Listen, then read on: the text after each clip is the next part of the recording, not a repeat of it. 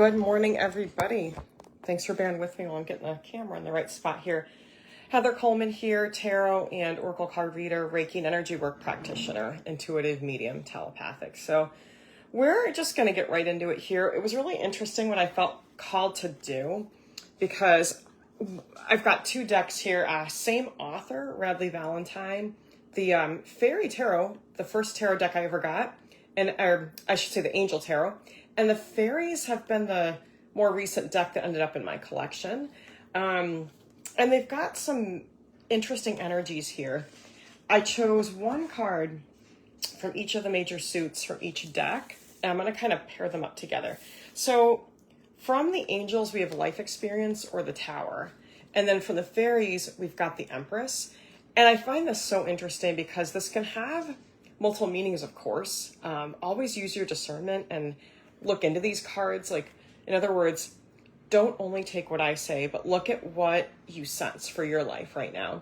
With that being said, Life Experience or the Tower is often a sudden collapse of an existing structure. However, because we've got this kind of energy where it's almost like this person here is beginning to see beyond the dark, and you don't actually have an image of a collapsing tower. Like sometimes in tarot, you'll see like a collapsing tower falling, people falling out of it, like what you might picture the Titanic, fire and everything, like in these images. You don't have that here. Instead, you have sort of it's almost like a depressed energy where this could be the feeling of a person had been depressed for a while. As they know something's coming to an end in their lives, it's not a matter of if, it's a matter of when. And I feel like for some of you, that change is happening now. It was inevitable. You knew it had to happen.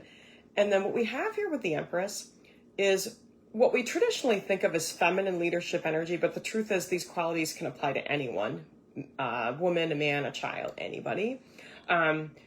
It's balanced leadership. It's organized and compassionate leadership. Sometimes that means that we're stepping into this role for ourselves. I think for some of you, you're doing what's often called inner bonding in therapy, where you're learning to parent your inner child in a way maybe that you were never nurtured exactly growing up. I think that's for some of you.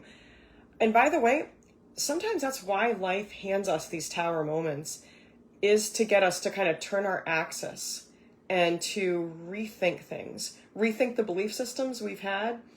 We might say, well, this is what I got in life. And how did I get here? How am I going to pivot? And how am I going to choose differently? I've got more awareness now. And a lot of times the reason we do that is that these incidents that happen in our lives pull up, okay, these wounds I had, these belief systems I was carrying around from childhood. So I feel like that's happening for some of you here. For some of you, I feel like you're creating a tower moment. Like when you get a new job, and maybe you feel like you're going to be leaving the old place, maybe not perfect, and you feel like they're going to be having to replace you. But I mean, you ultimately, you do have to do what's best for you and your family, right? So you might create a tower moment for someone else by doing what's best for you. The irony is sometimes we may have to create some discomfort, some difficulty for others.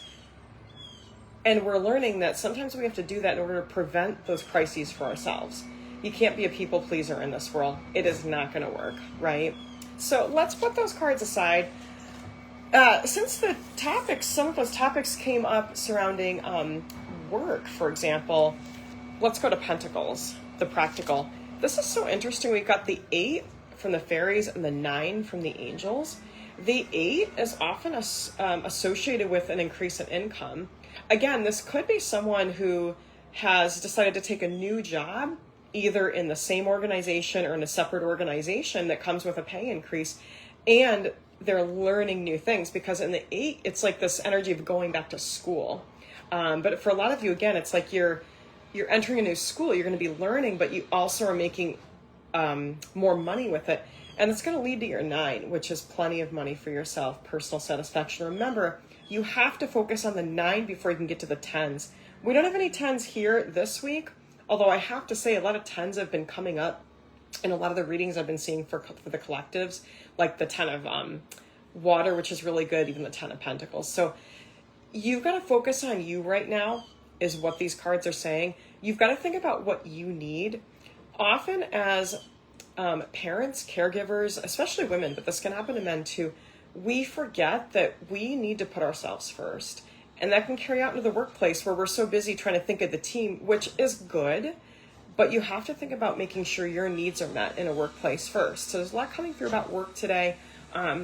What do you need to feel like you've got everything to do your job and to feel mentally at ease at work and happy most of the time? We're not going to be happy with everything all the time, but what do you need to feel happy, right? So these are the things we are thinking about this week. We're going to move on to the suit of energy. Now from the angels, we have the 10 of fire. Now from the fairies, we have the 5 of spring. It's the same suit though. This is wands, this is energy, this is fire. Now let's talk about the 10. I think this is what many of you are coming out of. Actually, I personally am coming out of this as well. So it's kind of a nice synchronicity there. The 10 of fire is this feeling that we are doing way too much. It's often like, picture it like this in a workplace. If someone had to leave early and you're doing 2 people's jobs and the place is busy, it's not slow. That's kind of like, some of you, if you've been a single parent, I've been through that, you know what this is like. You're having to do way more than one person should have to do chronically for days, weeks, months, years. Sometimes you get a break, sometimes you don't. More often you don't. However, for many of us, if we've been through that in our personal lives, it prepares us really well to handle a lot of responsibility in the workplace. And often it's easier at work when you can delegate, you can reach out for help if you're in the right workplace. With the 5, this is again where sometimes you have to say, what do I need? If you're in an environment, whether we're talking professional environment, home environment, maybe just some other place you go, like a hobby or just any place where you have community, the 5 is different agendas. People not all having a meeting of the mind. And so I feel like you're learning to recognize that when you look around and you see, where's this person's awareness? This is what some of you have done, by the way. If you wonder, why did I have to get out of a relationship with a horrible human being? Well, you did learn from that to really pay attention to what people don't say, watch their actions. That serves us well in all environments. I got to tell you, like, speaking to what this is talking about, I'm going to put these aside because Spirit wants me to mention this.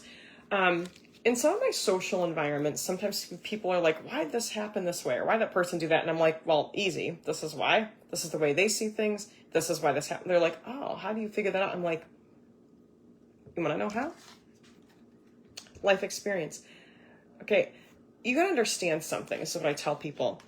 If you have had this experience that you've lost everything on some level, everything that really mattered to you, and you've got to start from the beginning. You're conscious of everything you're doing. You're not just unconsciously, like, kids are like sponges or robots. They have to be, because they've got to have poured into them, right?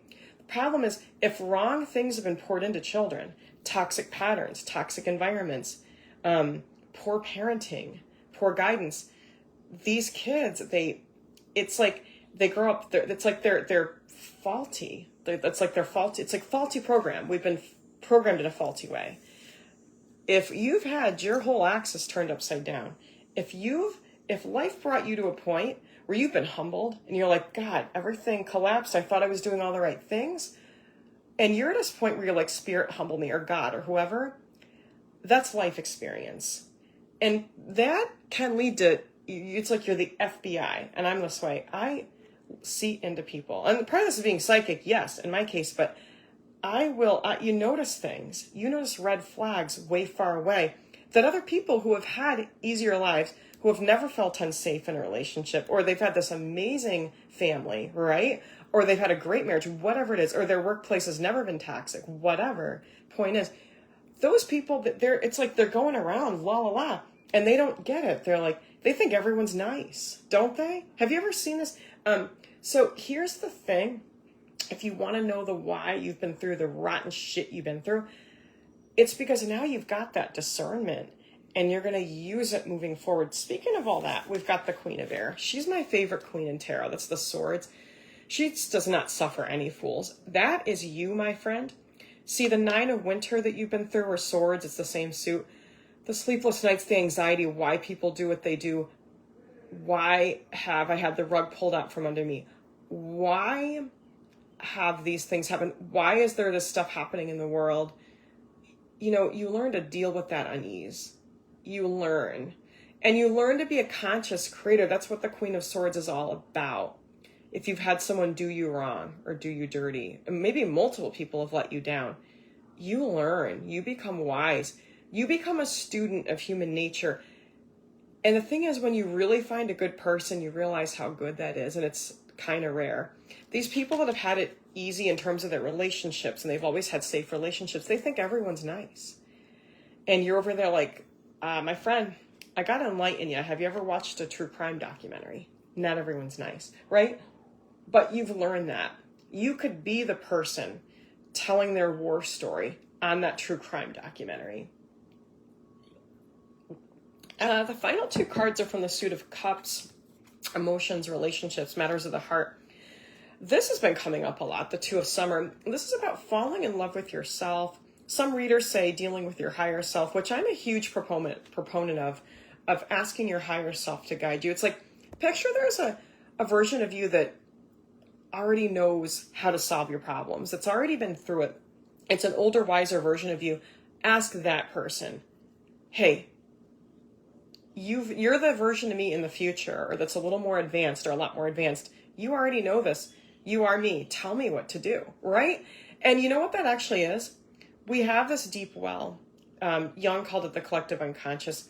We have access to the Akashic. You do have the answers. You do have the answers. That's what this is all about. And then the Queen of Water is a leader who is very tender-hearted, understands matters of the heart. Now, what can happen sometimes in a family or workplace, the person who is that sensitive to others often pours out and people don't pour into them. This is why I'm not usually a big fan of drawing this card to represent the energy I'm in, personally, but not everyone gets that meaning when they draw this card. I think for some of you, there's someone like this in your life. They give too much. That I got to tell you, selflessness shouldn't be a badge of honor. A mix. That's what we've gotten away from. This society is almost full of like this mix of a narcissist and an empath. And that's why that story is coming to light so much nowadays. You're seeing so much about this. The narcissist and the empath and what we all learn from that story. The narcissist just really takes what they want, doesn't really care about give. The empath ends up giving, thinking it'll come back. This card is telling you to only give when it's reciprocal and and give what you can without depleting yourself. You don't actually give more when you give beyond your actual limits, like you deplete yourself. You don't actually, the minute you go beyond your limits to give to someone else, what you're giving them isn't high quality. Keep this in mind. Okay, I think a lot of you are learning this. That's what Spirit has for us today. I hope this resonates with you. If it does, leave a comment, a like, consider subscribing if you're on YouTube. As always, if you want to take a deeper dive, reach out to me through my website and we'll get you the perfect reading that you need, or energy work, or a little bit of both. Until then, I hope you're having an amazing summer, or whenever you're finding this. This is timeless, and I wish you all the best. Namaste.